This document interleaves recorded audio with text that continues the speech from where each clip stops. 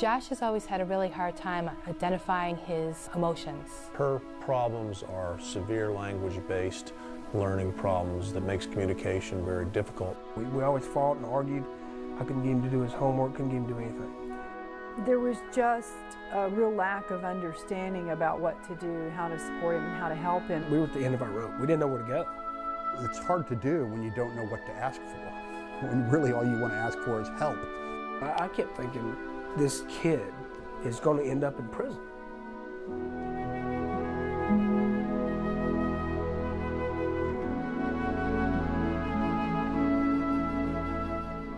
I wanted him to be in a school where he was included and felt part of the community. And I wanted a school where he could really explore some of his difficulties. So we moved. We came to Houston, Texas without jobs. We had no support. Other families have come from all over the country and even all over across the world. And when I think of my experience being scary, I can't imagine what it's like for them. But I'm quite sure if it's anything like us, it'll be a great experience for their children too. To watch the growth of the Monarch School has been just phenomenal. When you look at where they came from and how they started from a garage to an office building and a back of a church, and now come into a facility like this, I mean, it just tells me that the sky's the limit. Just having a place that's identifiable as the Monarch campus, I think it makes a difference to the kids. The idea that there is room to grow sort of adds a sense of future to the school. And I think it's only going to get better from here. The Monarch School lets kids, first of all, be themselves. And to be yourself, you have to put down a lot of guards and expose your strengths as well as your deficits. And when kids do that at Monarch School, I think they're very well supported. They supported me even when they didn't know exactly what my diagnosis was. I was very moody, incredibly irritable, and I would struggle with extremely crippling depression. I couldn't function. I would curl up on the floor and in the psych room and cry sometimes. It was horrid. But they've been with me every step of the way. They've never lost hope in me. I didn't bring Andrew to Monarch because he had autism. I brought him to Monarch because they respect him. And I think it was just that they understood him, you know, they understood the sort of support that he needed. We really needed somebody that was not going to just look at what do we have to deal with a child that has this diagnosis or this label, but, you know, what's going on with Andrew? What is going on with him individually? It wasn't that Corey couldn't do the work, he just, when he got behind, or if you put too much of a load on him, he would just shut down. When I got to Monarch, that they could see that I was throwing tantrums when I didn't get my way, that I was disorganized, that I wasn't dumb, I was intelligent, but I was not using it in a resourceful manner. One of the big issues is how does he fit into the context of the community that he's in. Well, I wasn't talking to anybody because of my selective mutism. It's an anxiety disorder that makes me too nervous to speak to most people. I mean, it was hard for people to be friends with me, and the teachers and the kids had a lot of patience.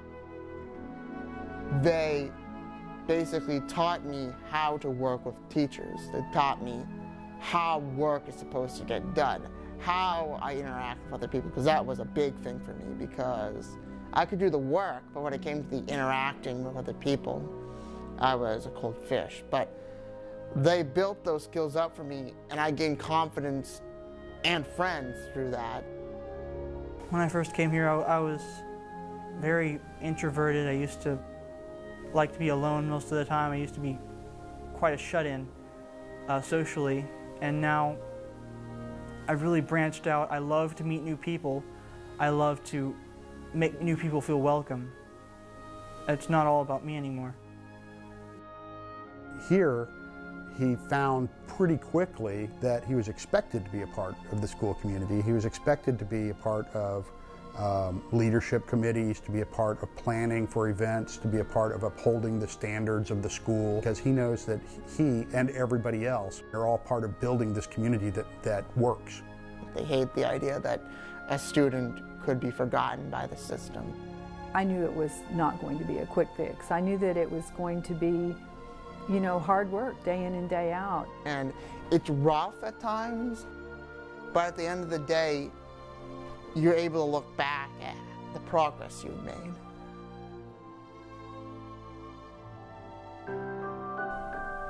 He just loves it.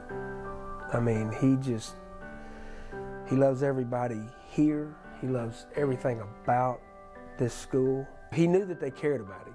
He knew that the people here cared about him. He loved his teachers.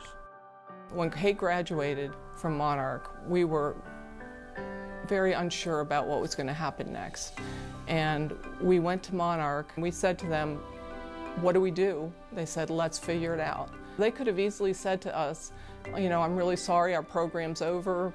Look over here, maybe they can help you. Look over there, maybe they can help you. But they didn't do that. They said, okay, we'll help you. And they did. It's the Voyager program, which is to work with these young folks with neurological differences. Well, the work doesn't end when you're 18 years old. And now there are 4 houses. They'll have 12 adults living away from their parents. She is learning to cook. She takes care of her laundry. She does everything that every adult in the world does, and without us. We went over to her house one time and they were having a party. You know, I said to Dave, this is what a 23-year-old is supposed to be doing. They're not supposed to be at home with their mom sitting on the couch. They're supposed to be with their friends having chips and dip and, you know, cooking burgers out in the back. And she can do that. It's a normal life. So the Monarch School truly grows children from the inside out. It gives them enough confidence to believe in themselves and then to believe that the rest of the world is there and can help them and support them. The 1 year here has made 10 years difference in his life. I really see Andrew emerging as himself. You know, he has his own personality now, his own thoughts. It's those things that don't show up on an IQ test. You know, it's really about quality of life. There are no longer limitations. He has the ability to make choices for himself.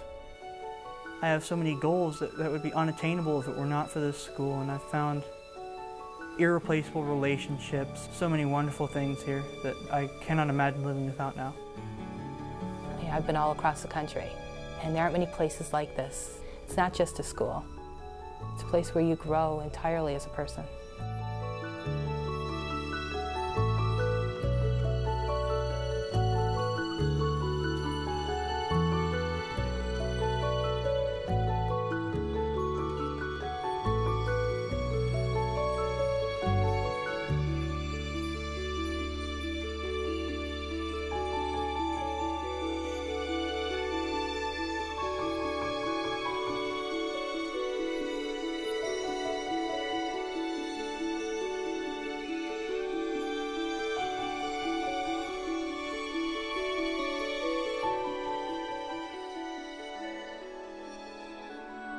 I plan on attending a university, majoring political science, and going on to law school to become a professional mediator, and possibly after that, public office. He says he wants to be a firefighter.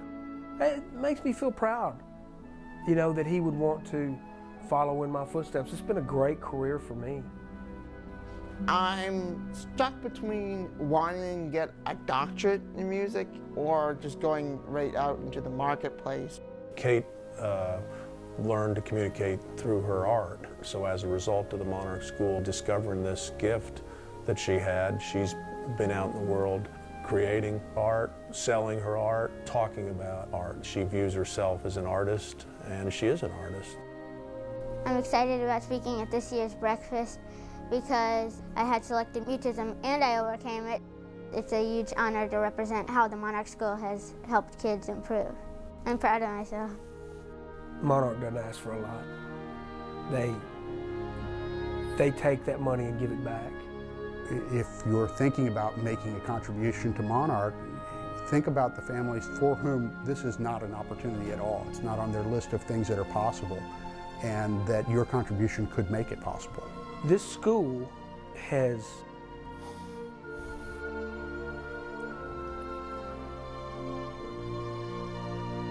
it saved my son's life.